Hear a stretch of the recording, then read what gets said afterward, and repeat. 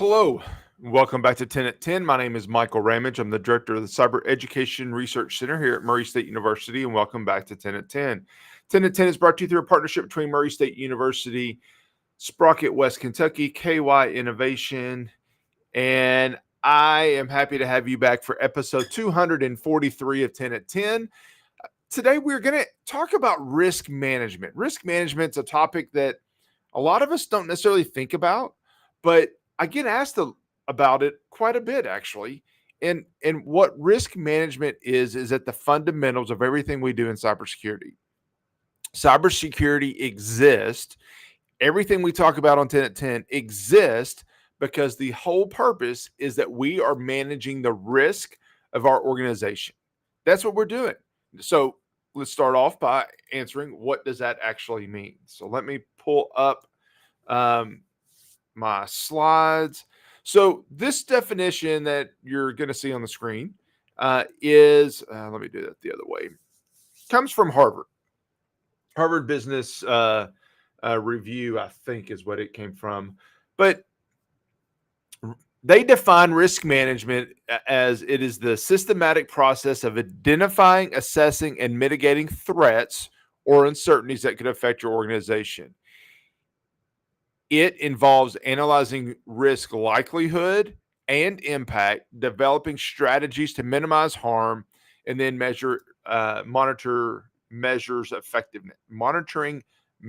effectiveness. So what that really means is, what's the bad things that can happen to our organization? How do we address it? And then does it work? So let me even dig into that a little bit more. And I like this graphic. So risk is where your threat, your assets, and your vulnerabilities overlap. So it's that middle, that Venn diagram where all three of those things are present.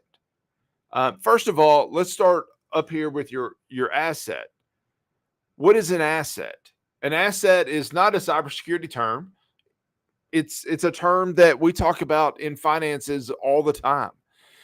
Something that of either tangible or intangible value that is worth protecting. It's people, it's information, it's infrastructure, it's finances, it's reputation. Where it gets a little different in the cybersecurity world is how we define value. The way that I define value may not be the same way that a bad guy, a hacker, defines value.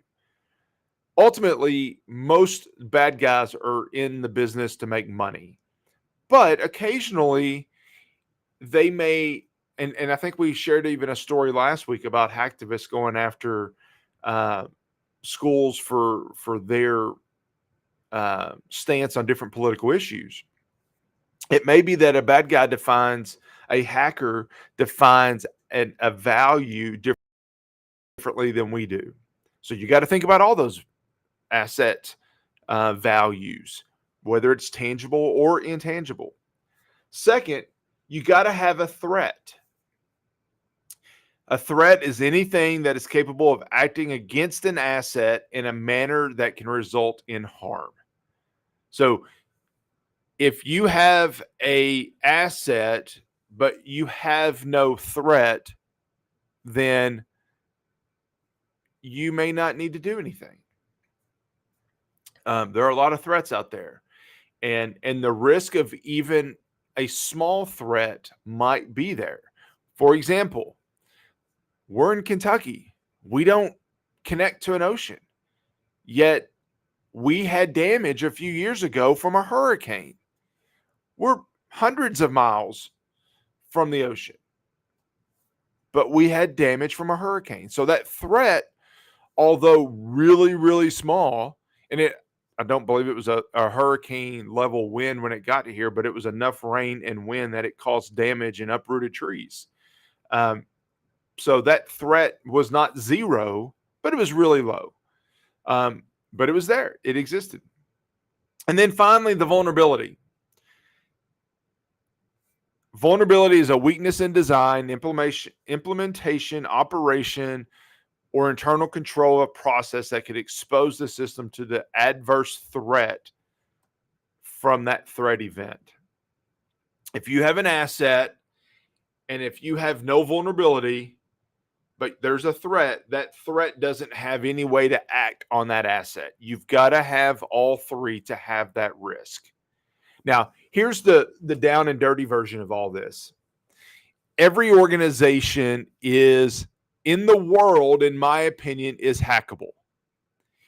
Every organization, every asset, frankly, in the world is hackable if given enough time, money, resources, effort, if it matters. For example, if you hacked my home computer, but it cost you $5 million to do it, then you're not going to get $5 million worth of tangible value out of that. I don't have that kind of resource. I'm not that wealthy. I don't have those kind of assets. But if somebody spent $5 million to hack Jeff Bezos, Elon Musk, some of these really, really rich people, sure, they have more than $5 million of assets of tangible or intangible value. I'm not saying it's right, but there's a cost benefit analysis that these bad guys are doing. So the risk exists for me, but the risk is not as high because I don't have the assets worth pursuing. We'll get into more than that in a minute. But that's where those three things overlap, is where risk exists. Typically, when we talk about risk, and actually this slide I took from a class that I teach, there's compliance risk, meaning that you're supposed to comply with certain regulatory requirements, but you don't. You're supposed to comply with certain contractual agreements, but you don't.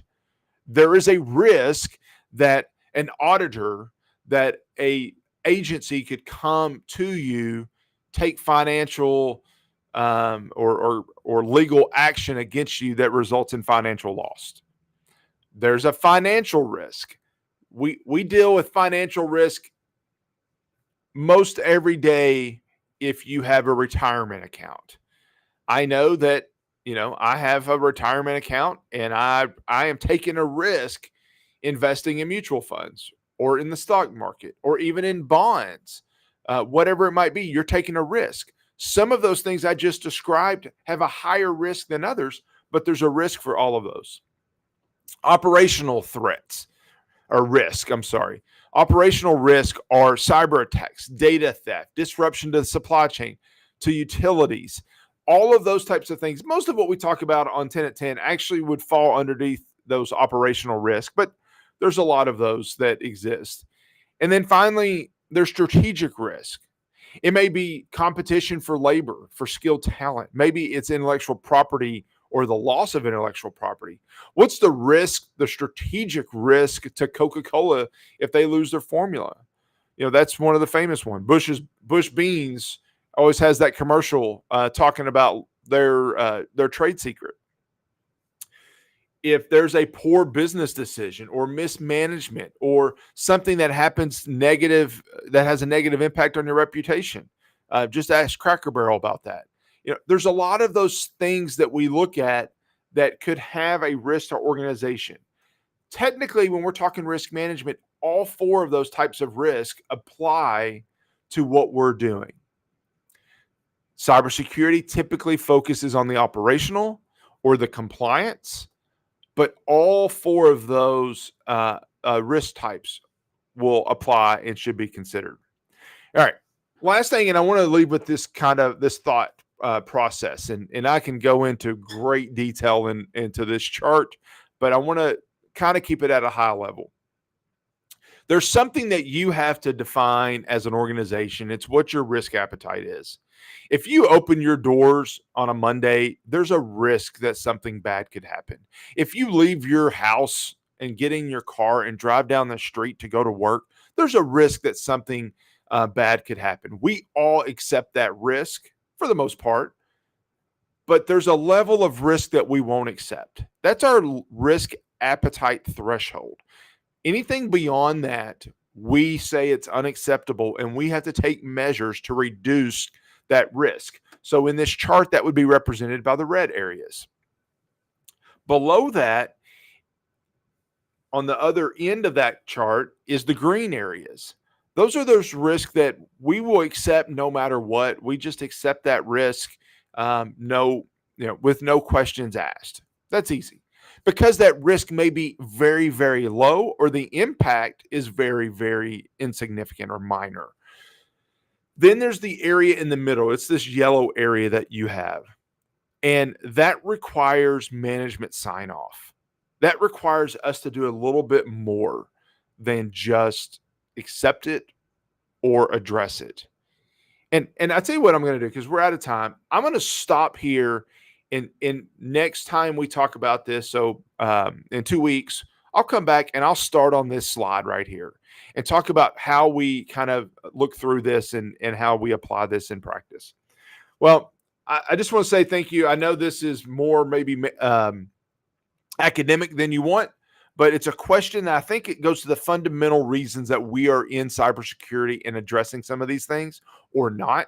And I want to make sure that we all understand this. If you have questions, please let me know. Please reach out. I appreciate your time, and I'll see you next week back here on 10 at 10. Thank you. Bye.